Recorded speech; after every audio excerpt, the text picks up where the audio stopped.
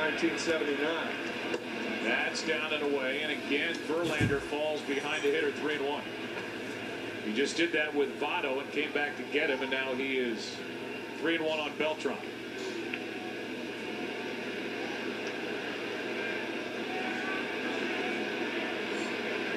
Seventh All-Star game for Beltran, and he went up there ready to pump, and it's a full count on a 99-mile-per-hour pitch. You may hit this pitch if it were down, but up like that, no chance. So Verlander's trying to limit the damage, and a high pitch count may force him to work only one inning tonight. That is not the plan.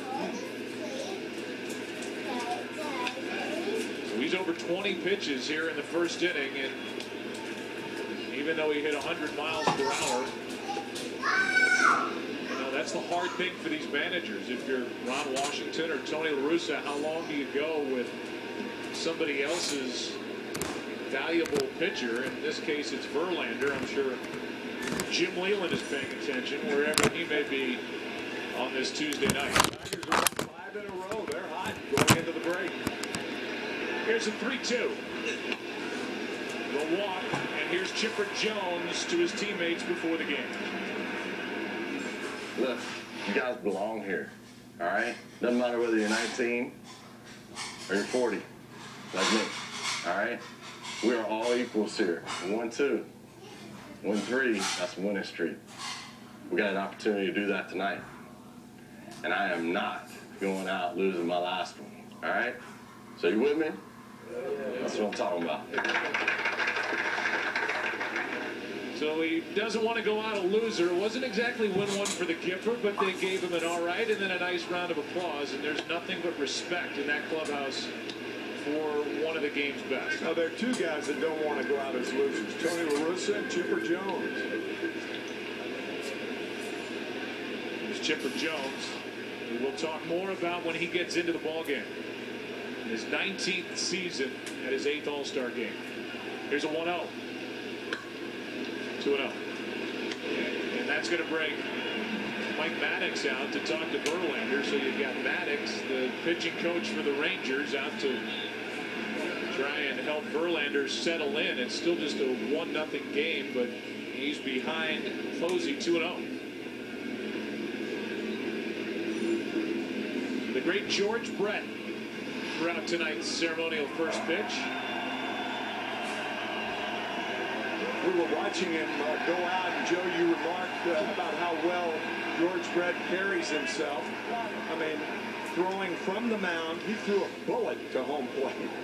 I mean, and now you see David Price get up in the bullpen. You know, for somebody like me that grew up here in the Midwest, seeing George Brett, just getting a chance to be around him is thrilling. And they still love him here in Kansas City. Now the count's 3-0 on Posey. 2010 Rookie of the Year in his first All-Star game. And at the bottom of this inning, he'll be catching his teammate Matt Cain. They'll be leading by at least one. Posey spins out of there, and Verlander can't find the strike zone. The bases are loaded.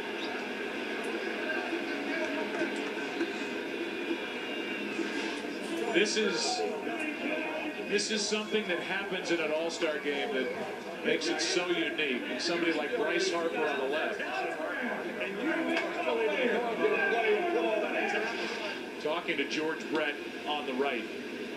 The 99 Hall of Fame inductee, 13-time All-Star, talking to the 19-year-old phenom from the Washington Nationals. Who is the first and youngest position player in All-Star history. The youngest position player. And third youngest, Doc Gooden of the Mets, the youngest back in 1984. You'd have to search to find a more puzzling first inning from Verlander, who can't again find strike one, this time on Sandoval. 4 straight balls to Posey. 5 in a row out of the strike zone. And Sandoval was ready to hammer it. Sandoval's in his second All-Star game. Now Joe Nathan, who's the closer for the Rangers, getting loose. Casey has to come in and bail the American League out of this top of the first. Still only 1 run is scored.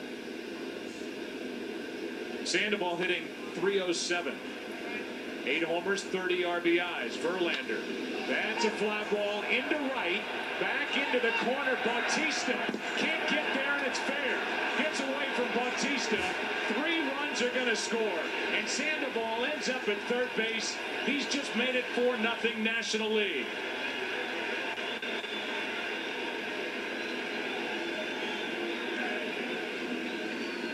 So Verlander got the nod. He has allowed 3 hits, 2 walks. And the National League, which has won the last 2 All-Star games, has a 4-run first inning, and they're not finished. That's a curveball after 2 fastballs. And this ball just fair down the right field line. Just fair by about 2 feet. Sandoval, who was 1 for 1 in Arizona where the All-Star game was played last year, a big 1 for 1 here in the first inning. And when the voting ended, Sandoval was on top of the third base position as Dan Uggla, the Atlanta Braves second baseman. Sandoval gets the start. David Wright, who's having maybe the best start and best first half of his tremendous young career, is on the bench watching, and it's Sandoval who gets the big hit. Now Uggla fouls away strike 1.